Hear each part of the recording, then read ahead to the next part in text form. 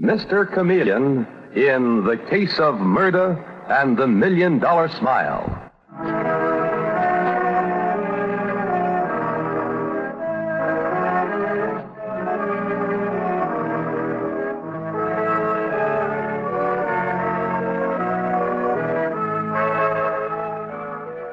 Tonight we again present the famous Mr. Chameleon of Central Police Headquarters in another of his celebrated cases of crime and murder. Mr. Chameleon, as you know, is the bit detective who frequently uses a disguise to track down a killer, a disguise which at all times is recognized by the audience. Tonight, a case of murder and the $1 Million Smile.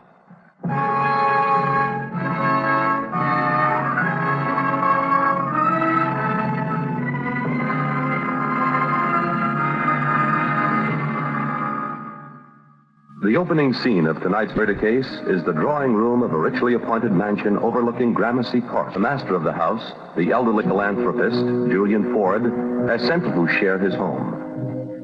And now as they enter the drawing room, the old man smiles at them, little and horrible consequences. Come in, children. Come in. You wanted to see us, Uncle Julian? Nothing is wrong, I hope, sir. In fact, I have news for you and Ethel, which I'm sure will please you very much. Ethel, you and your husband have shared my home for some time now. Oh, you've been very generous to us, Uncle Julian. Nonsense. It's good for a loan. And now, in a few hours, we shall have an additional member to our little household. An additional member? Yes, Alan. I'm bringing a guest here. A young woman named Jennifer Gray. And what are you saying, Uncle Julian? who is this Jennifer Gray? Well, she's a girl I met some weeks ago when I was taking my walk in Gramercy Park. I've seen her every day since then. She's a waitress at a little restaurant down... Here, to this house, to live? Yes, Ethel, dear. She has no family or friends. And not much education, I'm afraid. But her smile. Why, the moment I saw that warm, ingratiating smile of hers, I felt drawn to her. I felt toward her as if she was the daughter. And we understand how you must feel and how kind you always are. But this girl, you know nothing about her. She's probably a conniving little fortune hunter, taking advantage of an old... I assure you, Alan, she's a sweet, innocent child whom I shall bring here and perhaps someday even adopt as my daughter. Uncle Julian, we realize how generous you are. Too generous, perhaps, for your own good, Uncle. This young woman could be dangerous. She's a total stranger, and to bring her into this... I'm the master of it. Now, I'm picking up Jennifer Gray at her rooming house at 7 this evening and bringing her home with me. And As you wish, of course, Uncle Julian. Naturally, sir. I'm going to the study. I'll see you both later. This is outrageous. I always knew your uncle was eccentric, Ethel, but now he's gone stark, raving mad. Alan, if he adopts this dreadful girl, he'll leave his money to her. Every penny of it, probably. She'll be getting money that belongs to us. Money I've waited for all these years, and I won't be cheated out of it. I won't, I tell you, I won't. Your Uncle Julian is a fool. What are we going to do, Alan? He's bringing her here at 7 o'clock. Don't worry, my dear. She won't be coming here at 7 o'clock. Word, Ethel, Jennifer Gray will never set foot inside this house.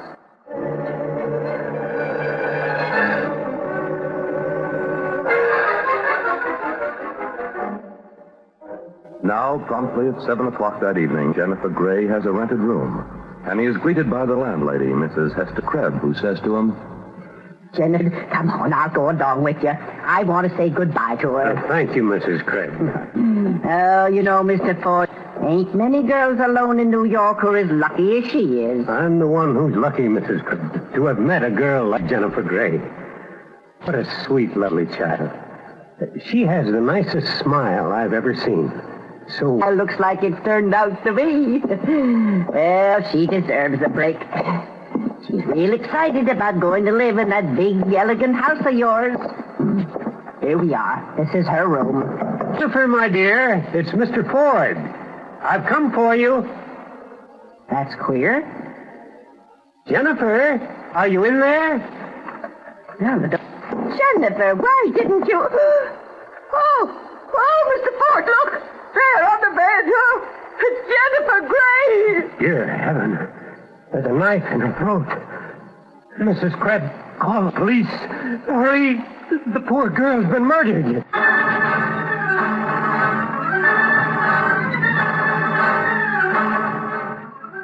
Now, half an hour later, we find Mr. Chameleon, the famed and dreaded detective, and his assistant, Detective Dave Arnold, in the murdered girl's room. Mr. Chameleon says, Dave, Jennifer Gray was stabbed to death sometime shortly before 7 o'clock tonight. Looks as though overturned bureau drawers, papers scattered over the floor. Whoever was here must have been looking for something. This is horrible, Mr. Chameleon. Horrible. You're Julian Ford, aren't you? The millionaire with a reputation for helping people. Well, I made my money through pure good luck, Mr. Chameleon, when they found copper on some property I owned. I always felt I wanted to... Like Jennifer Gray, for instance? Yes. I have a house on Gramercy Park where my niece, Ethel, and her husband live with me. And I'd invited Jennifer to stay with me, too. How well did you know the murdered girl, Mr. Ford? Well, I was attracted by her simplicity and charm, and we became great friends. And now she's been murdered, and it's my fault. Your fault, Mr. Ford?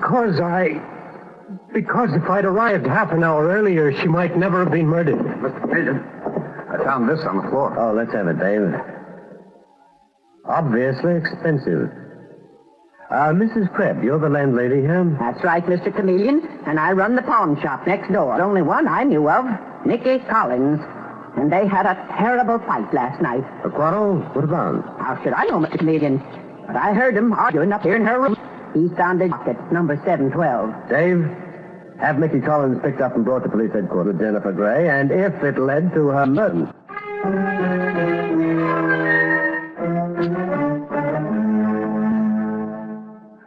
Jennifer's dead. I loved her. Come now, Mickey Collins, pull yourself together. You had a fight with Jennifer Gray the night before her death. Maybe you wound up that fight by killing her. That's a lie. Yes, I went to see Jennifer last night, sure, but I didn't quarrel with her. I wanted her to go back to Cedar Springs with me, Mr. Chameleon. Jennifer and I grew up there together. And when she wouldn't go back, you threatened... Tell you, last month, she left town and came here to New York without any explanation. I followed her and traced her here to the rooming house last night. She was living in terror of her life. In terror of her life, Collins? What did she mean? She told me she found out something and wanted to go to the police. But she was afraid to. Then pleaded, but she wouldn't explain. It sounds like a phony yarn to me, Collins. It's much more likely you got angry and jealous because she was going to live in that millionaire's house. So jealous it drove you to murder. That's not true, Detective Arnold. Sure, I wanted to marry Jennifer. But I was... Possibly, Collins. Or, as Detective Arnold suggests, you may have wanted to stop her from walking out of your life and invented the story of her being terrified. But that remains to be seen. You may go for the present. Pretty emotional guy, that Nicky Collins. Yes, but he could be telling the truth, Dave. A young... But afraid of whom? And why? Dave, let's drive over to Julian Ford's house. I'd like to have another talk with him. And meanwhile, in the drawing room of the home of the millionaire philanthropist, Julian Ford, his niece, Ethel, is... Ellen! Ellen, where in heaven's name have you been? Keep your voice down, will you, Ethel? Where's your uncle? Uncle Julian's in the study. Oh, Ellen, that it? Yes, what about her? She was found murdered, stabbed to death at her rooming house. Uncle Julian came home a few minutes ago and told me that Detective Mr. Chameleon is on the case. Chameleon? He's supposed to... Won't have to worry about Jennifer Gray threatening our security any longer. We can... Alan, what's the matter? Ethel, Listen comes here, I want you to tell him I didn't leave this house all day. But that isn't true. Alan, where have you been since 5 o'clock? Never mind that.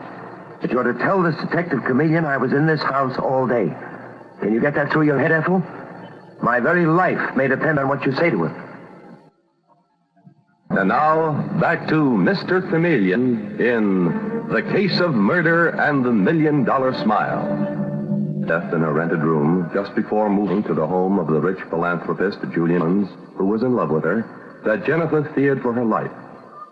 Now, at Julian, is that her husband, who was saying to her tensely, Ethel, when Mr. Chameleon gets here, you ought to tell him I didn't leave this house all day. But, Alan, that's not true. You went out of the house at 5 o'clock, right after Uncle Julian told us about his bringing Jennifer Gray to live with us. Where did you go? Where have you been? Never mind that. You ought to say that I depend on it. That is a very interesting statement, Mr. Alan Drake. What? Who are you?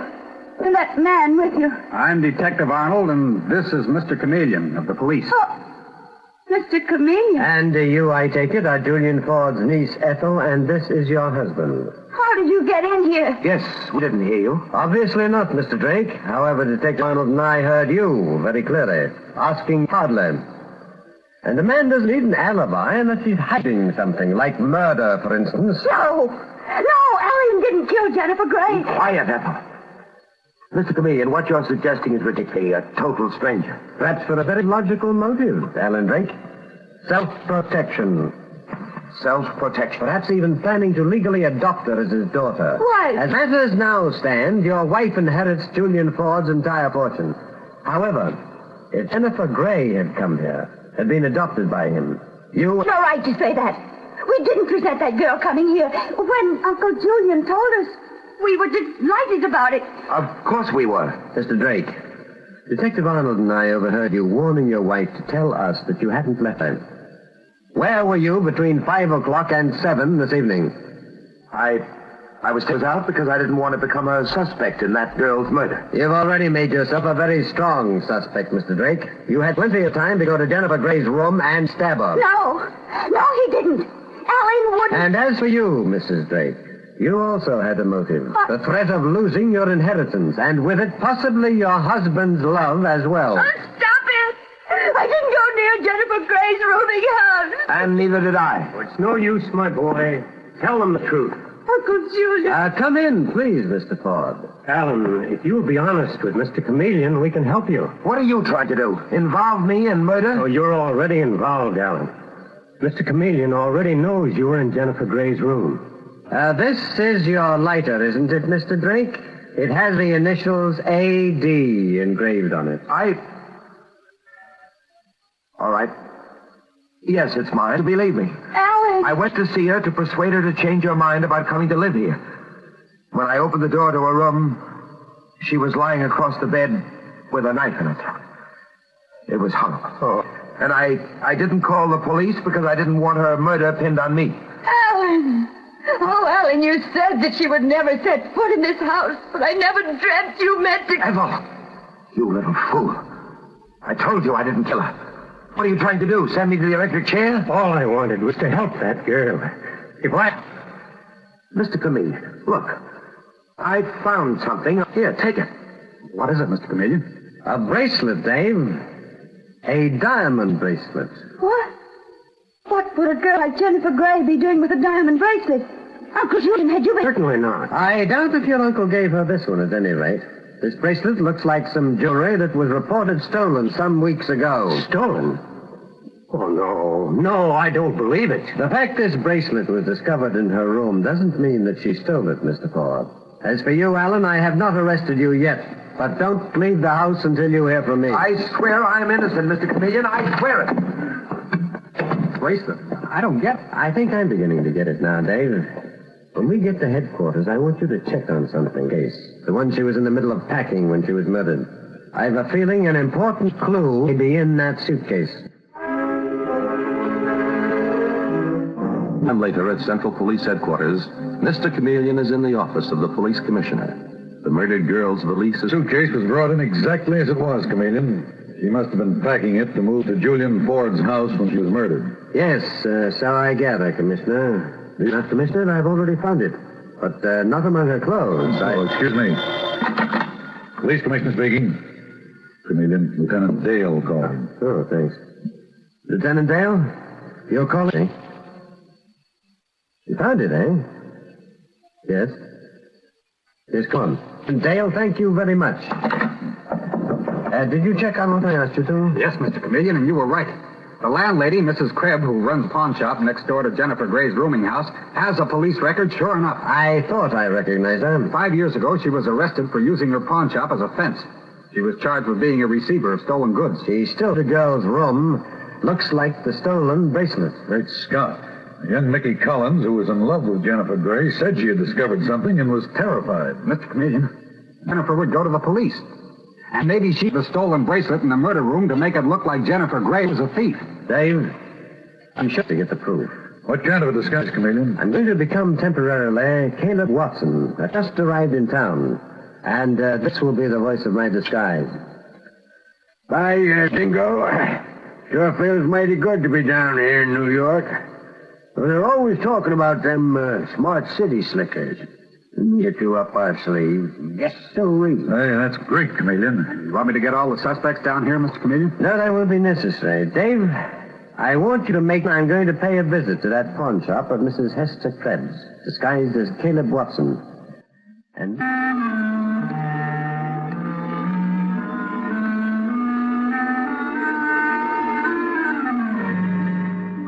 And sometime later, we see Mr. Chameleon, disguised as Caleb Watson, entering the dingy little pawn shop.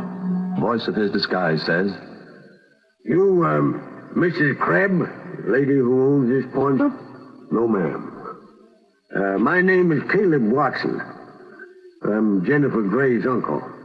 I heard about her being murdered. Jennifer Gray was your niece? Yeah, she and me. Mrs. Crab, I come to claim something that belonged to Jennifer and the key to her safe deposit box. A key? I don't know what you're talking about. Well, now, maybe you're thinking the little racket you're running here. Jennifer called me yesterday saying she found... What? You must be crazy.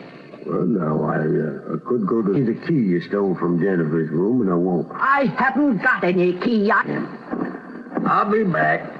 Oh, sorry, mister. Didn't see you standing in the doorway. Why don't you watch where you're going? Well, said I was sorry, didn't I?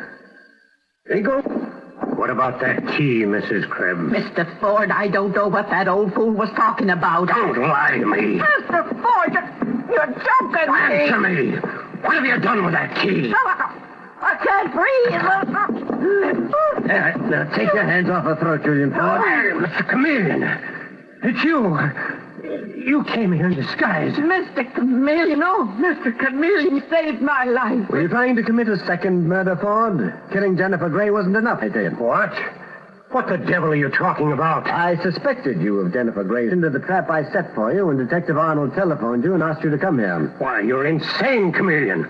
Jennifer Gray was my friend. She was also the daughter of Tom Gray, a man you defrauded 20 years ago when you jumped his claim to the Queen Anne copper mine. After a mysterious accident.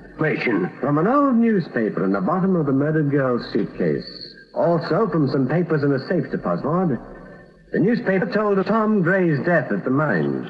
And the paper in the safe proved that he, and not you, was the legal owner of that fabulous copper mine. Kind old man Julian Ford killed Jennifer Gray? When did you suspect him? My doubts were aroused at his home when he told his nephew Alan that I had discovered a cigarette lighter in the dead girl's room. Also that you couldn't have known that it was your nephew's unless you yourself had planted it there. The way Alan planted the diamond bracelet there afterwards to take suspicion. All right, Chameleon. It's true I killed Jennifer Gray. I had to protect myself. A few days ago, Jennifer came to me with certain papers, which she, not I, was the rightful owner of the copper mine. I'd have lost everything to her. And she might eventually have even proved that you killed her father. No, I didn't kill Tom Gray. That was an accident. But I took over his claim to the copper mine in my own name and made a fortune on it. Restitution, but I needed time to think. So I invited her to stay in my home. And she accepted, never dreaming that your motive was murder. I was to her room instead. At 7, I returned with Mrs. Krebs, pretending to discover her body. I thought no one would ever suspect that I, with my reputation for philanthropy, could be brutal murders I've ever encountered. Come on in, Dave. Put the handcuffs on this man. This is one time when I shall take great pleasure in watching the wheels of justice take their course.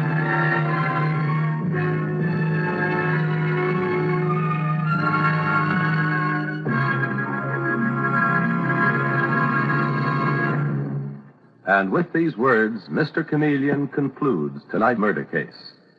The part of Mr. Chameleon is played based on the original story by Frank and Ann Hummert, directed by Henry Howard, with music selected by Victor Arden.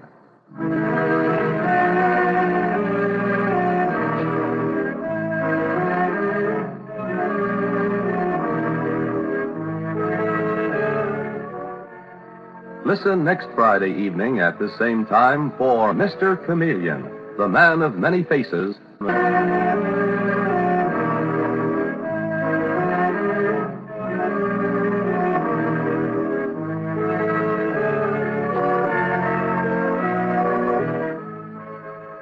Listen for Mr. Chameleon, the man of many faces, on the CBS Radio Network.